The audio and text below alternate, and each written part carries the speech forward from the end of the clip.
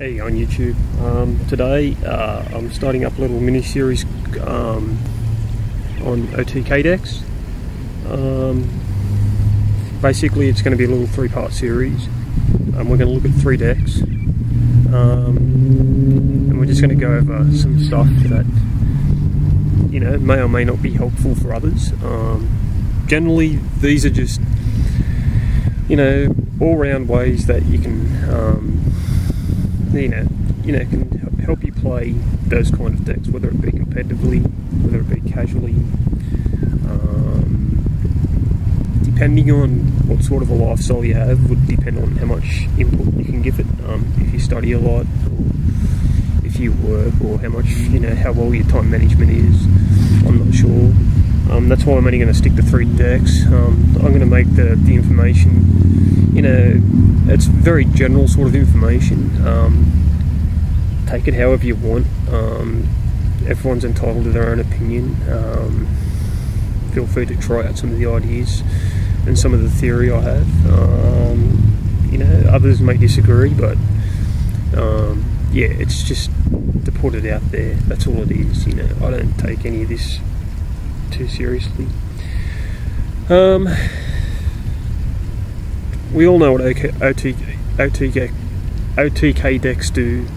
They generally come out really fast on the first or the second turn and try and win rather quickly.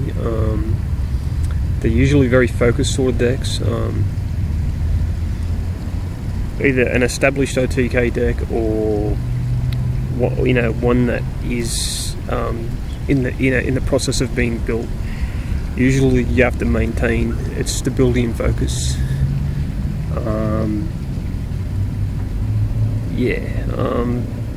Anyway, I'm pretty sure you all have a pretty good idea of what they do, so I'll just get right on with it. The first deck I'm going to talk about today will be 6 Samurai. 6 Sams, they came out earlier on this year and they won one YCS when Gateway was at 3, and then they won another one when it went to 1. The list I use for reference is the YCS, I can't think of the name off the top of my head, immediately after Gateway went to 1. That's the one that I follow. That's the version of the deck that I play. Other people may choose differently. 6 Samurai is a really strong deck. Just because Tengu plants are around, it doesn't make it bad. The namesake itself is part of the reason what makes it so hard to get through. Reborn Tengu is a meat shield. The 3 decks that I'll talk about in this mini-series, he's partially the problem due to that. He's not only is he a reasonable sized beater, but he replaces himself quite often. But anyway, there's 3 things I'm going to talk about. The first I'm going to talk about is effective sideboarding. When you're playing an OTK deck, basically you want to keep the deck pretty tight. Whether it's talking with people, discuss with people, and talk to people, and test a lot, and look at other decks that OTK, and see how they sideboard. That's really key. You'll find out that they have a lot of things in common. They have a lot of the same problems in common. Generally, most OTK decks are seen to be their chances lower in games 2 and 3. I wouldn't say they're bad. That's just, they can still win. It's just that their chances lower significantly. The whole idea of it, I think, is you've got to balance the combination of sideboarding effectively so that they don't win, and making sure you don't take out too much. A lot of people, a good thing to understand, I guess you could say, is what's in your side deck and what you're going to take out are of equal importance. they're really important in this because, you know, OTK decks, they have a strategy. They know what they want to do. They want to kill you quickly. They're not a control deck where in the mid and the late game they get better and better and better. They want to come out the gates quick and you know flatten you before you get a chance to even get going. Yeah, so knowing what to put in the side deck to begin with and what to take out for those cards in certain matchups is pretty important. It'll ultimately help you quite a lot. And yeah, like I said, just in general, the only way you can learn more is to talk to as many people as you can and research. Look at a lot of deck lists, see what they side. Look at, you know, the other decks that are in the same boat as you, that have the same things in common. Next we'll talk about is reinforce and support, and again this is a lot the same as the first part in a number of ways. Quite often the best sideboarding strategy for these decks is to put cards, you know, to make a certain portion of your sideboard cards that help reinforce your strategy. Sometimes you might have to you might overcompensate the main deck with certain cards. Sometimes you might want to put another double-edged sword technique in. Sometimes you might have some people often run singles or doubles of 7 Tools of the Bandit and Dimensional Prison. I notice a lot of decks don't have Bottomless Trap Hole. Again, sometimes those cards can be used to reinforce and just help support the overall strategy of the deck.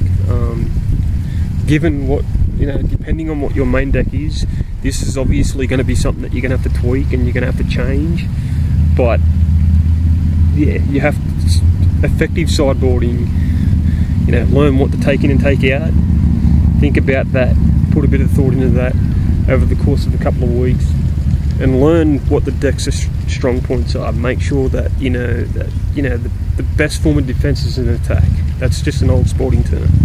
That has that theory has a lot of use in these kind of decks. Sometimes it's just best just to put trap stun, 7 Tools of the Bandit. Forbidden Lance is even, you know, not a bad option. All you guys know what the generic options are, you know, like Gozen Match and Bottomless Trap Hole and you know, DD Crow and you know, Royal Oppression, and you all know the very generic sort of answers. But you want to, you know, the first two is mostly focused around sideboarding effectively, fucking magpie in me again. Sideboarding effectively and basically for OTK decks, the best way to do that is to keep it compact and to keep it focused. You know, yeah, that's basically what you want to do. Third and final part we're going to go into is research and testing. Research and testing, you know, it's of vital importance to not only OTK decks, it's important to control decks, it's important to a lot of them, but, you know, again, I think it's probably more important to these kind of decks because they're linear.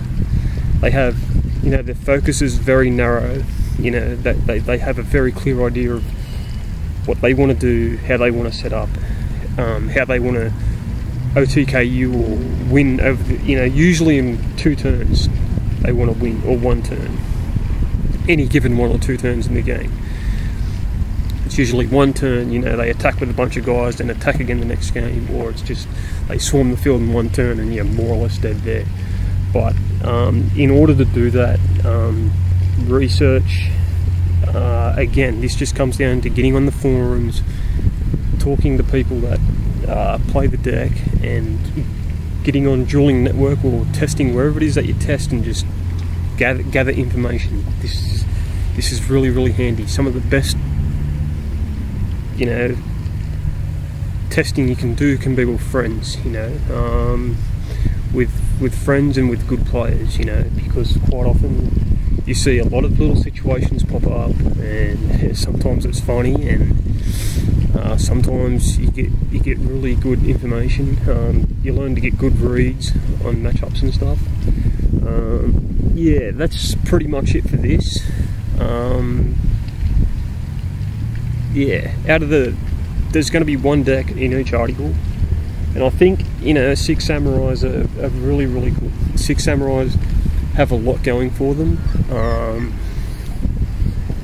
You know, there's a lot of options to be run there. They do only revolve around one synchro monster. Cheyenne is actually, he's quite good. I don't see him going away anytime soon. He's pretty boss. He's, out of the 3 decks that I'm going to look at, I think he ranks as not only one of the strongest there out of all the synchros, but he's actually he's just very control. He's very aggro / control. He has a lot going for him. Yeah, they're really good.